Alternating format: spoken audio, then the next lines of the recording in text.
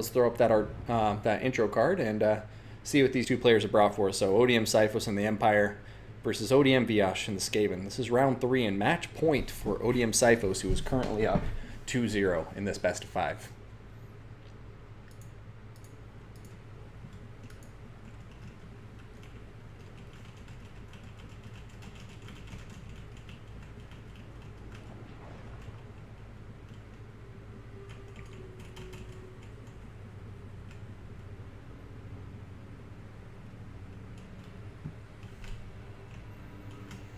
And this is a very even matchup to me. I think these are two of the top tier factions in the game. I have no hesitation saying I consider both Empire and Skaven in the top tier of the game, even though I don't necessarily believe in tiers. But I would say in terms of bad matchups, these two factions have a minimal amount and have a little bit of everything to bring against people. So curious to see how this is fought. If it's going to be an artillery heavy battle, which is very possible, as both sides have a reason to invest in it, or it looks like the Skaven actually going to be bringing us a rather rushy army. Excuse me for the burp. Now, for the Skaven, starting with the infantry, and preferably the chaff infantry, we're going to have 4 Skaven slaves. Then we are going to be taking a look here. So, Skaven slave, Skaven slave. So 5 Skaven slaves, I lied. He's then going to have 3 clan rats, one of them with shields being the clan Vulcan Tail Slashers, the Regiment of Renown. He's going to have some plague monks down here in the ground, as well as another unit of clan rats, and then the Council Guard Storm Vermin with Halberds ROR, unbreakable unit. Got gutter runners with poison. We have Ix's Triads on the field of battle. And then we're also going to be looking at some rat ogres. I mean, you gotta have rat ogres, and you need that mass. He's going to have 2, make it 3 rat ogres. And then we've got some Doom Flayers, boys. Doom Flayers on the field, ready to flay some people in a Doom-like fashion. We're going to have a Plague Priest down here on foot, an Assassin and Ikit Claw, all of them on foot. Vermintide going to be on the Plague Priest. We're going to have the Assassin with Assassin's Trophy, Rival Hide Talisman, and Concealment Bomb, which he just comes with by default. And then we're also going to be looking at Ikit on foot. He's going to have his Flamethrower. Don't forget about that, guys. He's got that Flamethrower he can fire off 3 times. It does some crazy damage.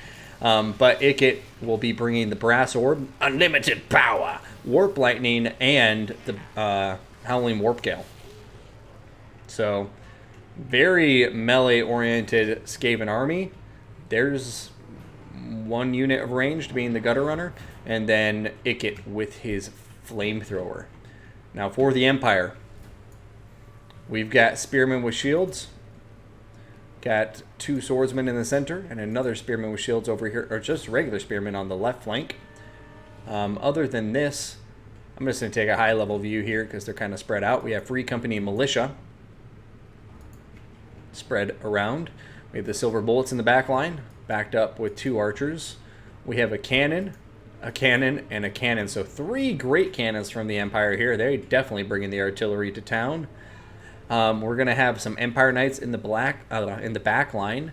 So 1, 2, and 3. Yes, 3 Empire Knights. One of them hidden in the forest to the left. And there's actually a 3rd archer too. So just realize that. Now, for the rest of this army, let's go over the leadership. We have a Amethyst Wizard up in the air on top of a Pegasus with Spirit Leech. And then down here, we are going to have Marcus Wolfheart. Marcus is going to have the Amber Bow, Focus Shot, I believe is the name of it. Yes. And Hunter Snare.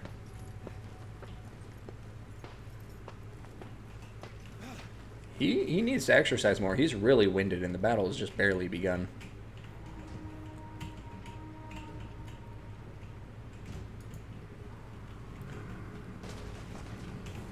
Gutter Runners coming out to play, and Wolf are going to be shooting at them. You might want to save that ammunition for some of the more important targets like the Doom Players and the Rat Ogres, in my opinion, but we'll see. Gutter Runners also a threatening unit, so I suppose every model you kill, no matter how you kill it, is going to be valuable, but it seems like Wolfrick's having a hard time hitting his mark. Now, we're going to be seeing some cannonballs coming in. And then already a Spirit Leech going to be going down on top of the Doom Player. Doomflayer is coming out, but he's got to be careful because if he gets netted by Marcus Wolfhart right here, then the cannons are all going to be in range of him, and he's going to be netted in place with that Hunter's Snare. And yeah, Wolfric actually isn't going to be netting him right now by the looks of it, though. Just going to be shooting away, letting the cannons do some work from afar. And yeah, guess we'll see what happens from here. Gutter Runner is going to open up. Nice little volley into the Amethyst Wizards. They're going to continue getting focused on by the Great Cannons. An interesting decision. Definitely see the value in taking care of them, but at this point, I definitely would have figured that Great Cannons would be trying to shoot, I don't know, the Doom Players more importantly, but Doom Players are running back to the forest now. We're going to see a Spirit Leech going down on top of those Doom Players, so maybe our Empire player here, Odium Xiphos, just relying on the magic to take care of them, and the Skaven are going to continue to push forward up here through the forest and try to find a good way to approach this Empire army since they are at a disadvantage when it comes to the ranged power. Meanwhile, over here, it looks like we had the Assassin coming after Wolfric the Wanderer, but going to get snared in place. Belgium Todd, thank you so much for the follow. But yeah, Marcus Wolfhart going to net him in place, shoot him in the face with some cannonballs and an arrow, and that Assassin actually really didn't enjoy it.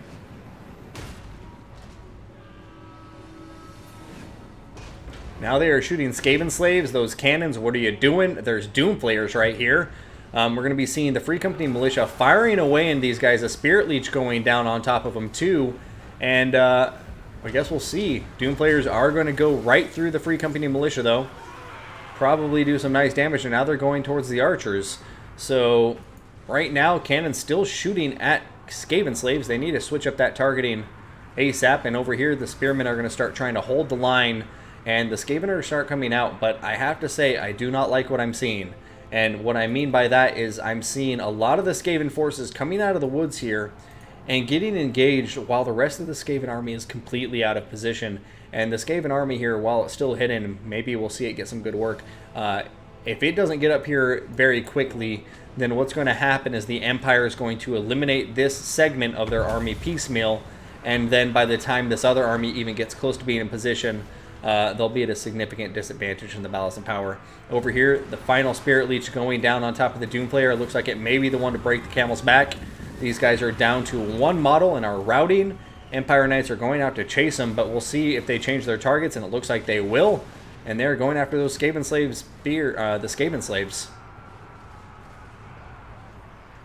Empire Missile Power continuing to fire away. And, yeah, it looks like the Skaven forces are doing a good job, though, of starting to redress their lines, get people into the right position. A nice Warp Lightning going down on the Empire Knights there.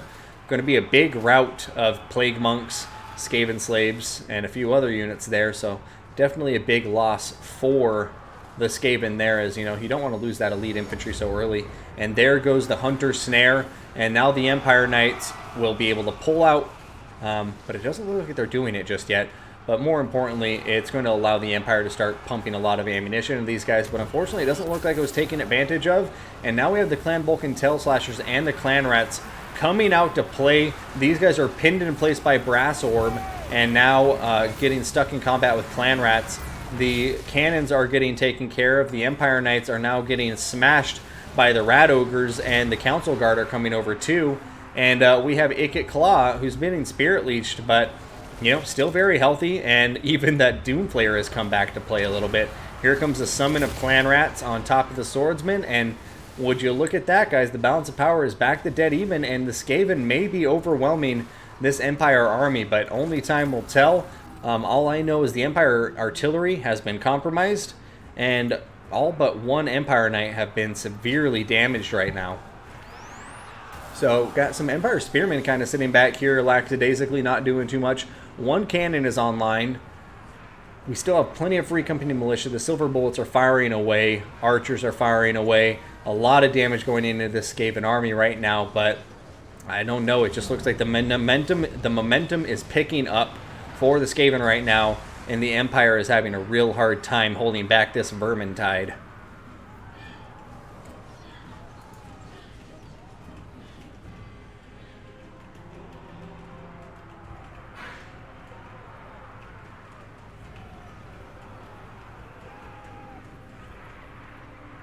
Yeah, this looks like it's going pear-shaped. I think the Skaven have won this. They've overwhelmed the Empire army, and ODM Viash is fighting to stay alive. This cannon going to be going down. It's wavering, not feeling the best about life. The pressure has been continual, and yeah, in spite of some nice initial plays from the Empire, getting some good damage from afar, looks like this is going to go to the Skaven unless Xiphos pulls something really crazy. There goes a brass orb.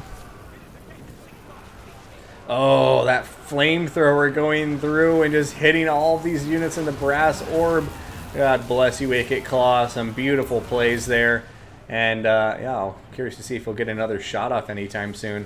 Man, maybe he'll fire into these spearmen. Please, God, fire into those spearmen.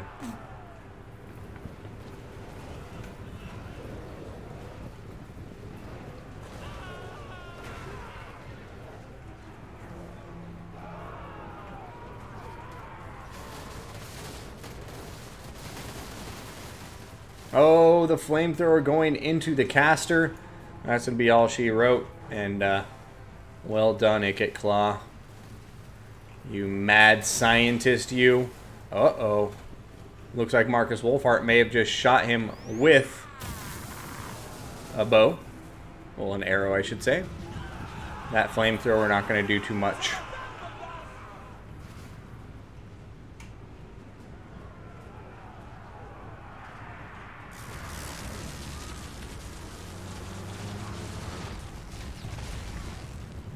Marcus Wolfhart now caught by the Plague Priest and some Rat Ogres. That should be enough to seal his fate. And let's get some cinematics as we head to round 4 after this one. Looks like the Skaven of ODM Viash going to be able to win the day.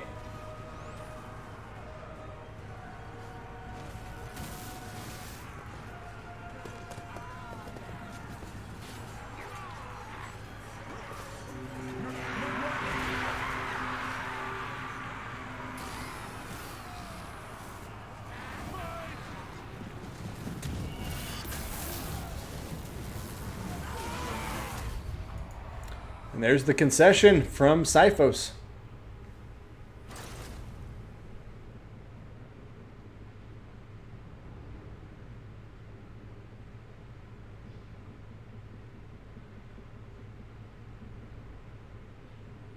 You know, even the best of us crack under the pressure sometimes. And let's update that scoreboard. We got ourselves a series here, boys. I mean, honestly, I don't have much to say. I think the two players went with very different strategies and how they were going to win this battle. I don't think either player had bad armies. I would have liked to see maybe a bit more mass from the Empire against the Skaven here, but, you know, they had some initial wins. I just think a big thing that Xiphos could have done in hindsight is redress his lines. Like, he needed to pivot in a clockwise fashion and keep his front line just facing the Skaven. I don't think he necessarily did the best job of, like, pulling back units, like I say, in that clockwise rotation as the Skaven were pushing up on his right flank.